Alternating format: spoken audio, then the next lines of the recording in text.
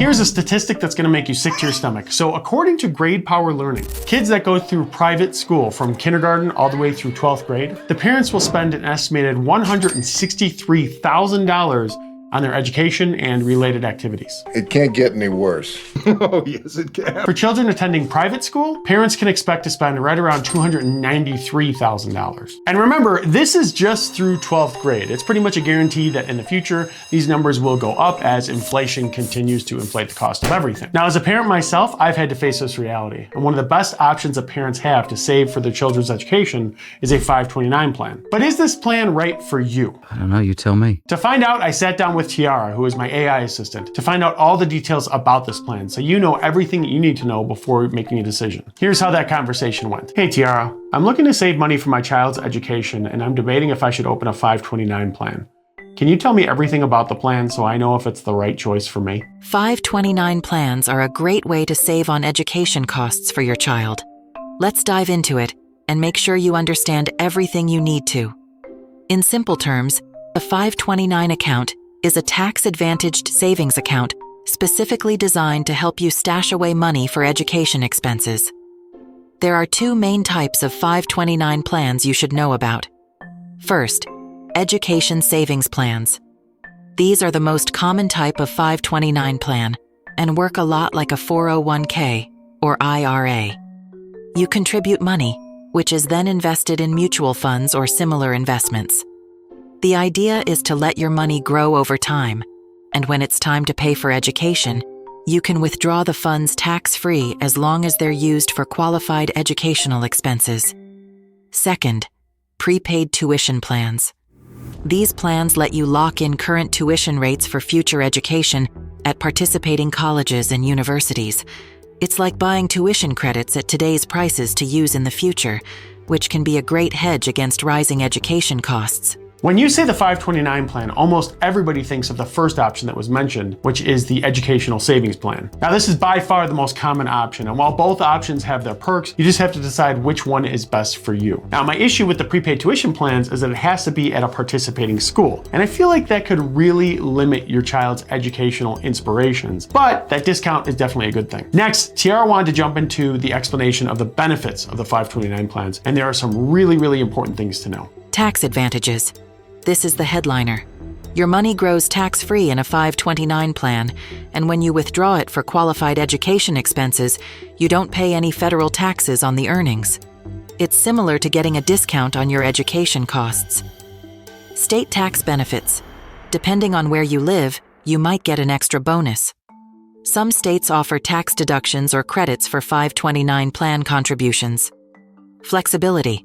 You can use the funds for K through 12 tuition, apprenticeship programs, and even to pay off some student loans. I think this is what people need to realize the most about 529 plans. While most people think that it has to do with expenses for college specifically, there's actually much more that it covers. Qualified educational expenses for a 529 plan include tuition and fees, room and board for students enrolled at least half-time, books and supplies, computers and technology necessary for school, special needs services, and up to $10,000 lifetime for student loan repayments, and costs associated for registered apprenticeship programs. But there are still a few other benefits too. High contribution limits.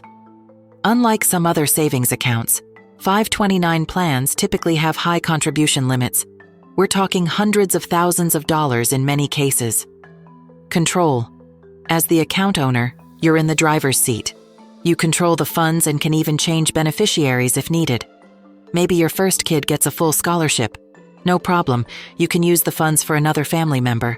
Now, I like the point here about control. So if you end up having two kids and the first one just doesn't use it for educational expenses, I'm gonna kill that kid! You can always take that account and transfer it over to the other kid while retaining those tax benefits. But what happens if your kids don't want to use the account at all? Do you have to forfeit the funds? This is a valid question, and Tiara covered those details as well as some other really important ones here in the next section. While 529 plans offer some fantastic benefits, there are a few things you should keep in mind before diving in.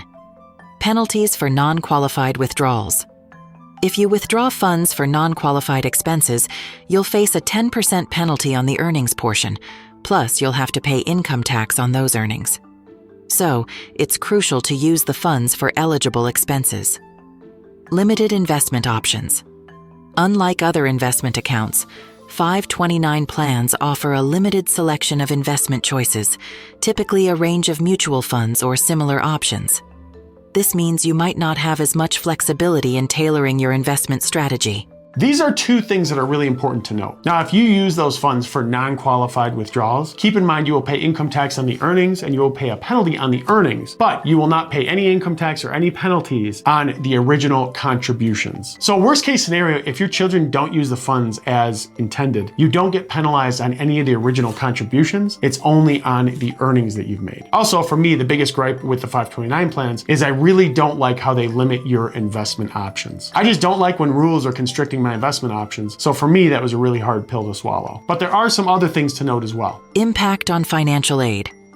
Assets in a 529 plan can affect financial aid eligibility.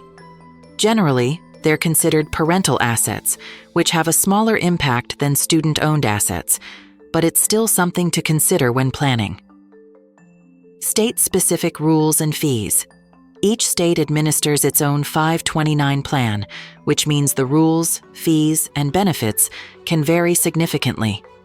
It's important to research and compare different state plans to find the best fit for your needs. Financial aid could be a really big deal here, but the reality is, if you're like me, you're not even really 100% sure if your kids are going to go to college in 15 or 20 years, or if they'll even need financial aid. So if you're using the account just for college, it's definitely something to consider, but obviously it's going to be on a case-by-case basis. Now, there are a couple other things about 529 plans that just aren't talked about too much that TR had mentioned here as well. Contributions to a 529 plan are considered completed gifts for tax purposes, allowing for potential estate tax benefits. You can contribute up to $17,000 annually per beneficiary without triggering gift taxes, or use a 5-year election to contribute up to $85,000 at once. Also, starting in 2024, you can roll over up to $35,000 lifetime from a 529 plan to a Roth IRA for the beneficiary's retirement savings.